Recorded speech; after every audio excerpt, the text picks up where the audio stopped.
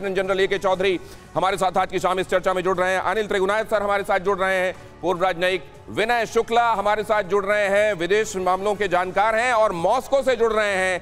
Kremlin watcher के तौर पर आप समझ सकते हैं जब वो ये कहते हैं ट्विटर हैंडल में अपने नाम के साथ, तो आप समझ सकते हैं कि उनका कितना प्रोफाउंड नॉलेज है रूस के बारे में। और प्रोफेसर सतीश कुमार हमारे साथ जुड़ रहे हैं, विदेश मामलों के जानकार। वो खास तौर से आपको बताएंगे कि इस बार ये हालात ये केवल धमकी है या अब जो कहा जा रहा है कि अब ये ब्लफिंग नहीं रह गई, उसमें दम है। लेकिन सबसे पहले जनरल चौधरी मैं आपसे समझना चाह रहा हूं, क्योंकि वॉर के तमाम अलग अलग हिस्सों में अलग अलग तरीके की बातें की जाती हैं, कुछ कही जाती हैं, कुछ अमल में लाई जाती हैं। इस समय किस फेज में चल रहा है रूस यूक्रेन का ये युद्ध?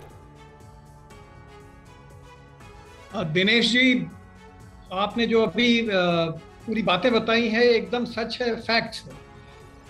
लेकिन आज की तारीख में अभी दोनों साइड मतलब रशिया और यूएस। क्या आप स्टैंड अप इंडिया योजना के तहत 1 करोड़ का लोन लेकर अपना खुद का बिजनेस शुरू करना चाहते हैं? तो फ्रीडम ऐप को डाउनलोड करें और इसकी पूरी जानकारी अभी प्राप्त करें। एंड नाटो ये दोनों परसेप्शन गेम खेल रही हैं और वो परसेप्शन गेम कुछ आखिरी लम्हे पर आता दिखाई देता है। दोनों साइड से ये कोशिश की जा रही है कि दूसरा नीचे हो जाए या दूसरा बात मान ले, क्योंकि अभी रूस की जो हालत है उसमें शायद उनको अगर दुनिया मतलब यूएस और नाटो कॉर्नर पे करेगी तो उनको कोई एक्शन लेना जरूरी हो जाएगा, जिसके लिए दुनिया को तैयार रहना चाहिए। रूस और अमेरिका अगर इसको इसी तरह से अमेरिका और नाटो अगर इसी तरह से इसको बढ़ाता रहा और आगे कार्रवाई करता रहा तो फिर इसमें मैं तो अमेरिका और नाटो की भी गलती उतनी ही मानूंगा जितनी कि इन्होंने। जनरल चौधरी, आपने नटशेल में एक बात जो कही वो बहुत महत्वपूर्ण है कि इस समय युद्ध उस स्थिति में पहुंच चुका है जहां ये अंदेशे अब ज्यादा बड़े होकर सामने आ गए हैं।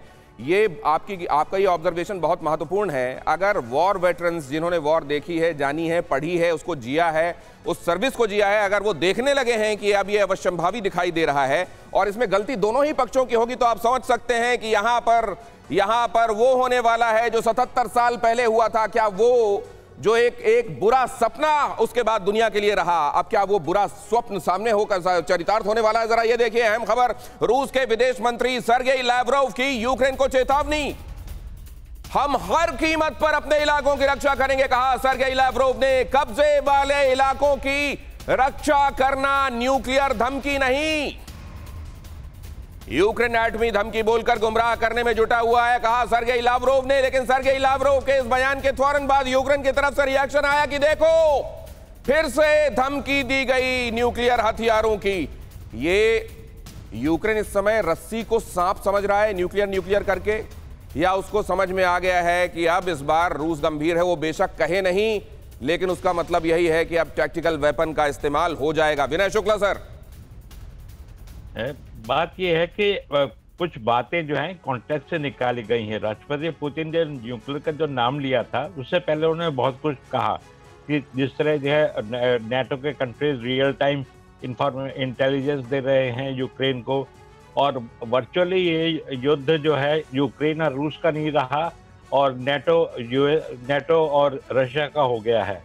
तो उस सिलसिले में उन्होंने कहा कि अगर वो सोचते हैं कि हमें धमकी देकर कर सकते हैं, डरा के, क्योंकि पश्चिम में भी आए हैं बयान कि रूस के खिलाफ यूज किया जा सकता है प्रीएम्प्टिव न्यूक्लियर वेपन, तो उन्होंने कहा कि हमारे पास भी सब कुछ है और हम भी जरूरत पड़ने पर हम उसका उपयोग करेंगे। मैं एक बात और समझना चाहूंगा विनय सर, वहां आप देख क्या रहे हैं, क्योंकि आप मॉस्को में मौजूद हैं, क्या आप देख रहे हैं वहां वाकई सर के ऊपर से पानी जा रहा है? क्या विरोध प्रदर्शन के हिसाब से क्या वाकई पुतिन के लिए स्थितियां ऐसी बन गई हैं कि ही नाउ हैज?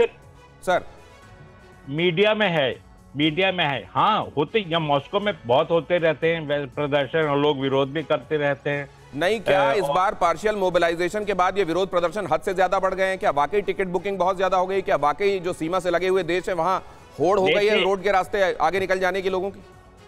रूस में एक युवा पीढ़ी का एक पूरा तबका है, खासतौर से बड़े शहरों में मॉस्को हुआ, सेंट पीटर्सबर्ग हुआ, जो आईटी के थ्रू काम करते हैं, आईटी से हैं और वो तो सर ये तो कहा गया कि आईटी वालों को, बैंकिंग वालों को एग्जेम्प्ट किया जाएगा, क्या उसके बावजूद लोगों की भगदड़ नहीं रुक रही है क्या? क्या आप स्टैंड अप इंडिया योजना के तहत 1 करोड़ का लोन लेकर अपना खुद का बिजनेस शुरू करना चाहते हैं? तो फ्रीडम ऐप को डाउनलोड करें और इसकी पूरी जानकारी अभी प्राप्त करें।